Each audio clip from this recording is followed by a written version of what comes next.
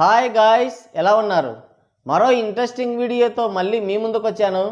ఈ వీడియో చివరి వరకు చూసి నచ్చితే ఒక లైక్ వేసుకోండి. ఓకే, ఇక వీడియో స్టార్ట్ చేద్దాం. ఇంటి నిండా కోళ్ళున్న పక్కింటి కూడా కుయ్యాల్సి వచ్చిందని వాపోతున్నారు మన ట్రేడ్ పండితులు. గాడ్ ఆఫ్ మాసెస్ నటసింహం నందమూరి బాలకృష్ణ మాస్ ప్రపంచనం నడుస్తోంది ఇండస్ట్రీలో. ఒకప్పుడు బాలయ్య సినిమాల హవా వేరే లెవెల్లో ఉండేది. భిన్నమైన జానర్స్లో ఇంట్రెస్టింగ్ స్టోరీస్తో వర్సటైల్ యాక్టింగ్తో ప్రేక్షకుల్ని అలరించేవాడు Balayya. Science fiction, action, mythology, devotional ఇలా వివిధ రకాల జానర్స్లో సినిమాలు చేస్తూ యాక్టింగ్ కింగ్, డైలాగ్ కింగ్గా పేరుగాంచి మాస్లో తిరుగులేని స్టార్ ఇమేజ్ని సొంతం చేసుకొని మాస్గా బాప్ అనిపించుకున్నాడు. ఒకానొక సమయంలో ఆయన స్టార్ ఇమేజ్కి ఆకాశమే హద్దు అన్నట్లుగా ఉండేది. వారసత్వ ఇమేజ్తో సినీ ఇండస్ట్రీకి ఎంట్రీ ఇచ్చిన తండ్రిని మించిన తనయుడిగా పేరుగాంచి తనకంటూ ఒక సపరేట్ ఇమేజ్ని, సపరేట్ ఫ్యాన్ బేస్ని సంపాదించుకొని తిరుగులేని మాస్ హీరోగా అవతరించాడు. తోటి హీరోలకి కల్లో కూడా ఇలాంటి స్టార్డమ్ సొంతం అవుతుందా అని అనిపించే స్థాయికి వెళ్ళాడు.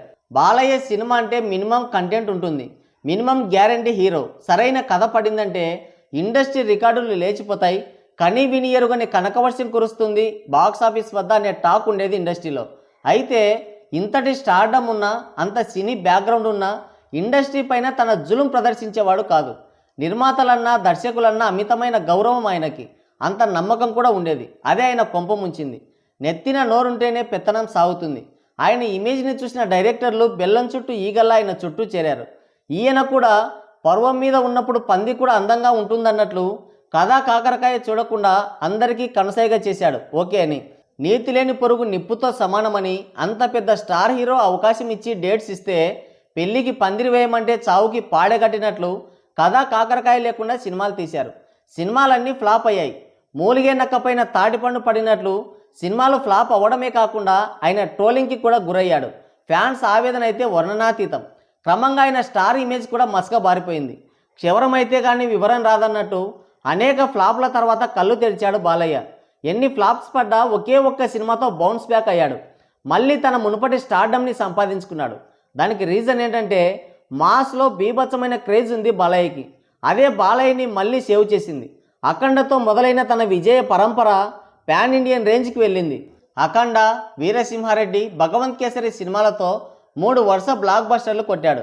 లేటెస్ట్గా మొన్న సంక్రాంతికి రిలీజ్ అయిన డాకు మహారాజ్తో డబుల్ హ్యాట్రిక్కి సిద్ధమయ్యాడు. సంక్రాంతికి రిలీజ్ అయిన డాకు మహారాజ్ బాక్సాఫీస్ వద్ద ప్రపంచనం సృష్టించింది. సంక్రాంతి లాంటి ఫ్యామిలీ ఫెస్టివల్ సీజన్లో రిలీజ్ అయినా, ప్రమోషన్ సరిగ్గా చేయకపోయినా, బజ్కి తగ్గట్టుగా థియేటర్స్ని అడ్జస్ట్ చేయలేకపోయినా డాకు మహారాజ్ మూవీతో బ్లాక్ బస్టర్ కొట్టాడు బాలయ్య. డాకు మహారాజ్తో సంచలన గ్రాస్ కలెక్షన్స్ రాబట్టి మరోసారి తన బాక్సాఫీస్ స్టామినా ఏంటో ప్రూవ్ చేసుకున్నాడు. 250 కోట్ల పొటెన్షియాలిటీ ఉన్న డాకు మహారాజ్ కేవలం 193 కోట్ల వద్దే అయిపోవడం ట్రేడ్ని ఒకంత విస్మయానికి గురి చేసింది, ఆశ్చర్యానికి గురి చేసింది. ప్రమోషన్లు సరిగ్గా చేయకపోవడం, మాస్ మూవీగా ప్రమోట్ చేయడం, దబిడి దిబిడి సాంగ్తో వల్గర్గా ప్రజెంట్ చేయడంతో ఫ్యామిలీ ఆడియన్స్ దూరమై డాకు మహారాజ్కి కోలుకోలేని దెబ్బ కొట్టింది. ఫ్యామిలీ ఎంటర్టైనర్ అని ప్రమోషన్స్ అదరగొట్టడంతో ఒక రొట్ట cringe comedy family entertainer movie భారీ విజయం నమోదు చేసింది బాక్సాఫీస్ వద్ద. ఒకవైపు భారీ పాన్ ఇండియన్ మూవీ, మరోవైపు ఒక రొట్ట ఫ్యామిలీ మూవీతో గట్టి పోటీ ఎదురైన సెన్సేషనల్ కలెక్షన్స్ రాబట్టి మరో బ్లాక్ బస్టర్గా బాలయ్య కెరియర్లో మిగిలిపోయింది. ఓటీటీలో రిలీజ్ అయిన తర్వాత జనాలు గుర్తించారు డాకు మహారాజ్ మూవీని. ఓటీటీ ప్లాట్ఫామ్లో చూసిన జనరల్ ఆడియన్స్ ఇలాంటి సినిమాని థియేటర్స్లో ఎలా మిస్ అయ్యామని ఫీల్ అయ్యారు. బాలయ్య స్టైలిష్ పర్ఫార్మెన్స్కి ఇంటర్నేషనల్ ఆడియన్స్ కూడా ఫిదా అయిపోయారు.